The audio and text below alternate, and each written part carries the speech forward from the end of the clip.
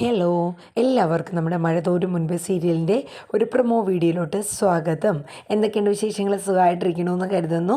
അപ്പോൾ നമ്മൾ കഴിഞ്ഞ ദിവസം നമ്മുടെ മനുശങ്കറിനെ വിളിച്ച് നമ്മുടെ അലീനക്കുട്ടി കുറച്ച് സങ്കടങ്ങളൊക്കെ അങ്ങ് പറയുകയാണ് അല്ലേ. വേറൊന്നുമല്ല, താൻ കാരണം ഈ ഒരു കുടുംബത്തിൽ സാറിനാണെങ്കിലും മേഡത്തിനാണെങ്കിലും മറ്റുമൊക്കെ ഒരു ബുദ്ധിമുട്ടും കാര്യങ്ങളും. കാര്യം ഇവിടെ ആരും തന്നെ പരസ്പരം അങ്ങോട്ടും ഇങ്ങോട്ടും ഒന്നും മിണ്ടുന്നില്ല മനുവേട്ട എന്നൊക്കെയുള്ള സങ്കടങ്ങളൊക്കെ അങ്ങ് പറയുകയാണ്. തനിക്ക് ഇവിടെ നിൽക്കണമെന്നേ ഇല്ല എന്നൊക്കെ നമ്മുടെ അലീനക്കുട്ടി പറയുകയാണ്.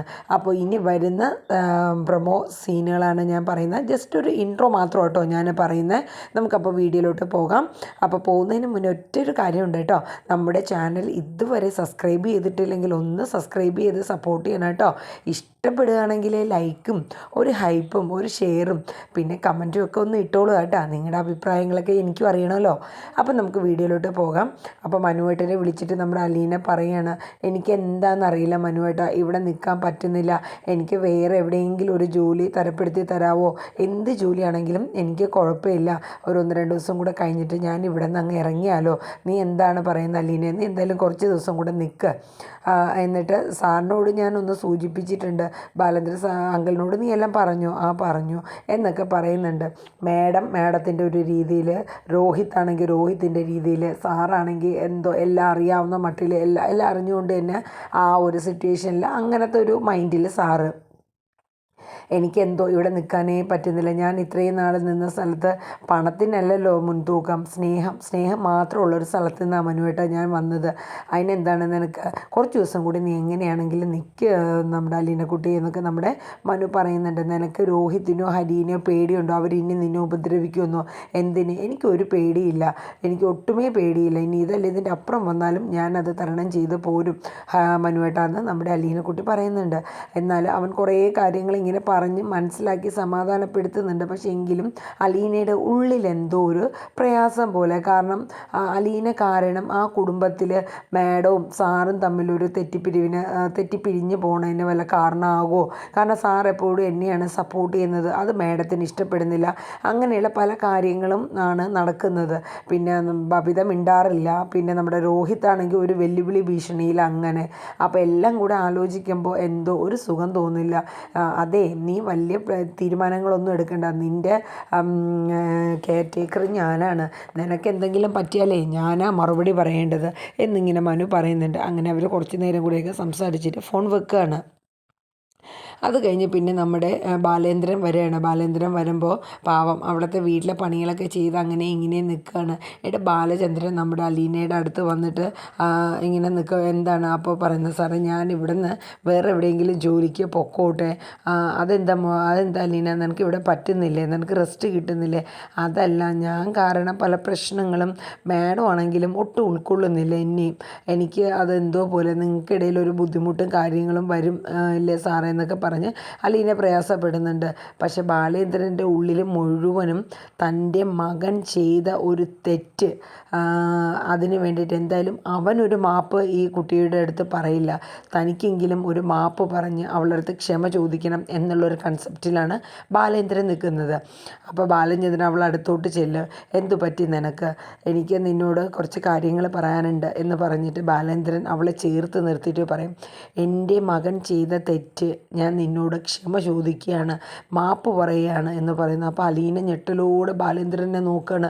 സാർ, ഇതെല്ലാം ഞാൻ അറിഞ്ഞു, ഞാൻ അറിയേണ്ട കാര്യങ്ങളെല്ലാം അറിഞ്ഞു. ആര് പറഞ്ഞു എന്നുള്ള രീതിയിൽ അതൊക്കെ ഞാൻ അറിഞ്ഞു. എൻ്റെ മകൻ ചെയ്ത ആ ക്രൂരതയുടെ മുന്നിൽ ഞാൻ നിന്നോട് ക്ഷമ പറയുകയാണ് മോളെ എന്ന് നമ്മുടെ ബാലേന്ദ്രൻ പറയുകയാണ്. അത് കേട്ടപ്പോൾ നമ്മുടെ അലീനയ്ക്ക് സഹിക്കാൻ പറ്റുന്നില്ല കേട്ടോ. അലീന പൊട്ടിക്കരയാണ്. അങ്ങനെ ബാലേന്ദ്രൻ സമാധാനിപ്പിക്കുന്ന സീനാണ്. അത് കഴിഞ്ഞിട്ട് അലീനയ്ക്ക് എന്നിട്ട് ബാലേന്ദ്രൻ റൂമിലോട്ട് പോവുകയാണ്. പോയിട്ട് അലീന മനസ്സുകൊണ്ട് കുറച്ച് വിഷമിച്ച് നിൽക്കുന്ന സിറ്റുവേഷനിൽ ഒന്ന് രേവതി കുട്ടി എന്തായാലും ഒന്ന് വിളിച്ചേക്കാമെന്ന് കരുതിയിട്ട് രേവതി കുട്ടിയെ വിളിക്കുകയാണ്. അപ്പോൾ രേവതി കുട്ടിയെ വിളിച്ചിട്ട്, എന്താണ് അലീന ചേച്ചി പറയുക, എന്തൊക്കെയുണ്ട് വിശേഷം? അപ്പോൾ അവിടെ റെസ്റ്റൊക്കെ ഉണ്ടോ? റെസ്റ്റ് ഒന്നും ഇല്ല മോളെ, അങ്ങനെ ഇങ്ങനെ കിടക്കാനൊക്കെ പറ്റുമോ? ചെറിയ റെസ്റ്റൊക്കെ എടുക്കുന്നുണ്ട്, അത്രയേ ഉള്ളൂ. എനിക്കിവിടെ നിൽക്കാൻ ഒട്ടും താല്പര്യമില്ല മോളെ. എന്താണെന്നറിയില്ല, ഇന്ന് സാർ എന്നോട് ഇങ്ങനെ മാപ്പൊറിഞ്ഞു. സാറിന് കാര്യങ്ങളൊക്കെ അറിയാം. എന്തിനാണ് ചേച്ചി പേടിച്ചോടുന്നത്? ആ മേഡത്തിനെ പേടിച്ചാണോ വൈജയന്തി? സ്വന്തം മകളെയാണ് ഇങ്ങനെ പറയണതെന്ന് ധൈര്യത്തോടെ അങ്ങോട്ട് പറയൂ ചേച്ചി.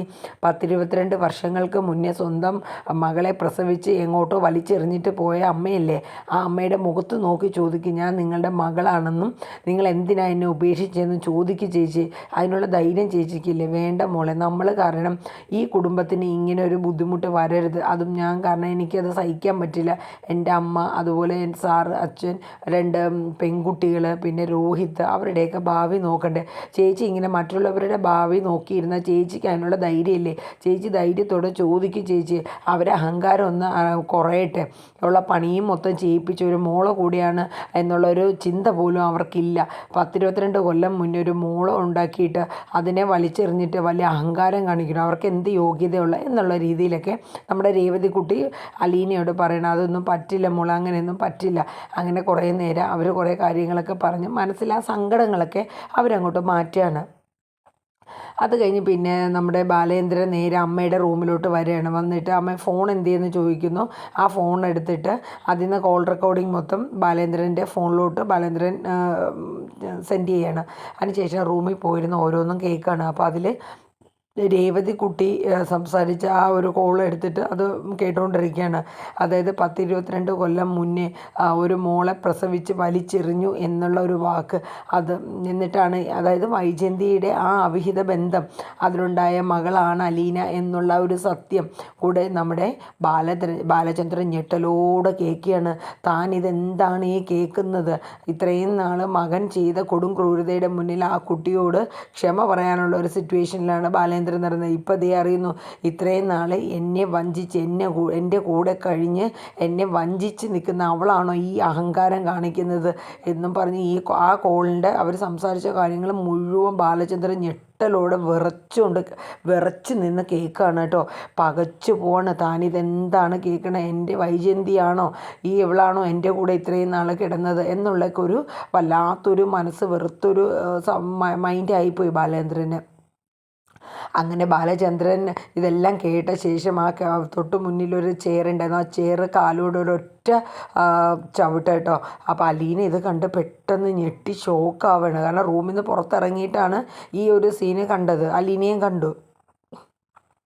എൻ്റെ ബാലേന്ദ്രൻ നോക്കുകയാണ്.